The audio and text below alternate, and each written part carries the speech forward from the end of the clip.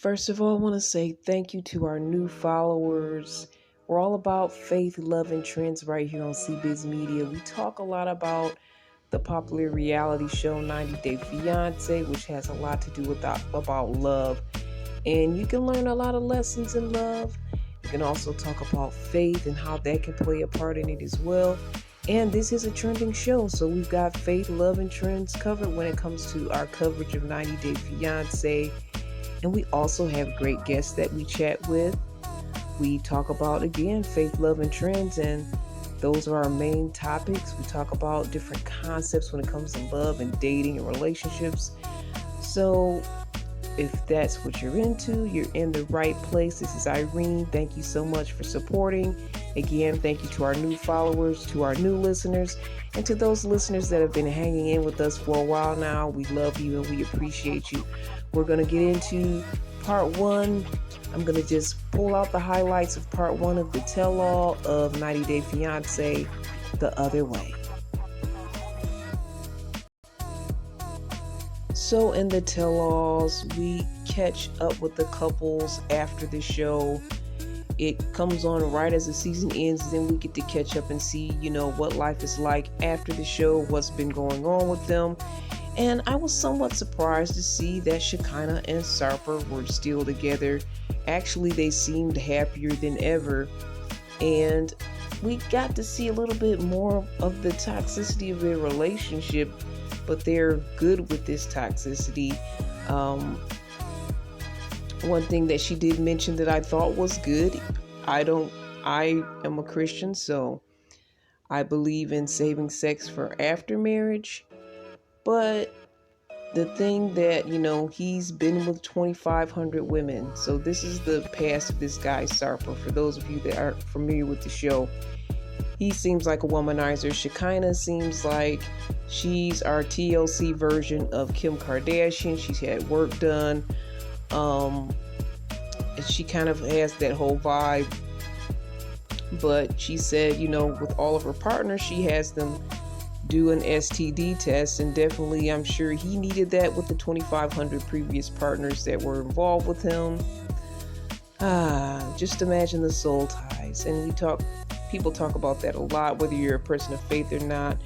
Soul ties are a thing, but anyhow, I do commend her for actually having her partners take that test, because there are a lot of people out here, one night stands, get caught up in the moment. So she's trying to tell us she is a little bit cautious and has her partners take STD tests. I'm assuming before their first encounter, because otherwise it would be null and void if it's after. So that's her precautionary thing. My precautionary thing as a Christian, a single Christian girl, but a very grown woman at this time, is to just not do that at all. But we're talking about people and their lifestyles and their relationships, and this is what people do that are out in the world. So I'm not here to second guess all of their options, but I am sharing with you guys the option that I choose. So there's nothing wrong with that. We have options out here, guys, and how we conduct ourselves. But yeah, they stole the night for me. They seem very happy together still, and last we saw they were kind of got into it, but he made up with her and tried to make things right. So they're supposedly happy. She likes the fact that he asked her weight and he wants her to be at a certain weight. She feels like a level of control from a man is normal. And I don't think so. She said he's her leader and all of that. And I do agree with the leadership level, but the control, I don't think the word control should be used when it comes to a good, loving relationship. Maybe guidance, maybe advice, maybe support, but not control. He tells her, try not to eat so many carbs. She played a messages that he sends her throughout the day, so she can keep her weight at a certain level. Tells her how to put her makeup on, don't shade her makeup because it makes her lips look too big. Like, I'm sorry, she thinks this is caring and kind, if control from her man. So that's very, very toxic. And I just don't see how she can be in that type of relationship. They're in a very odd codependent relationship. He says he likes to control and she likes to be controlled. So this is their vibe in their relationship. I don't know. I feel like it's more criticism than control, and control versus support.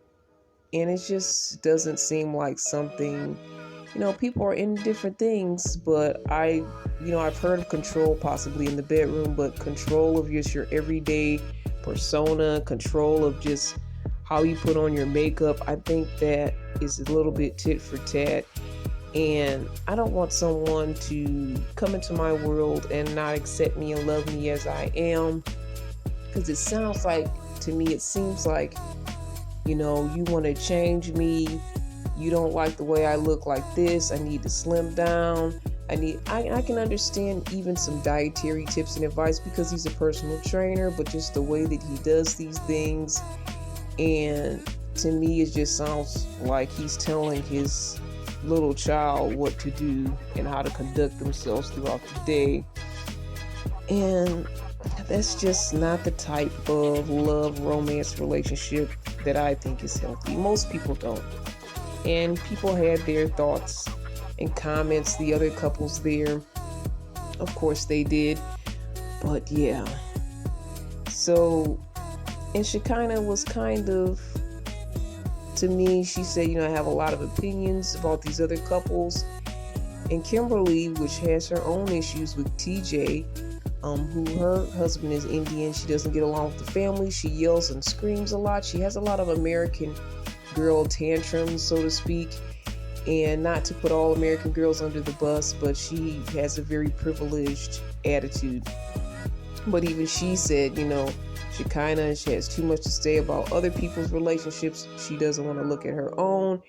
And I think that there is some truth to that.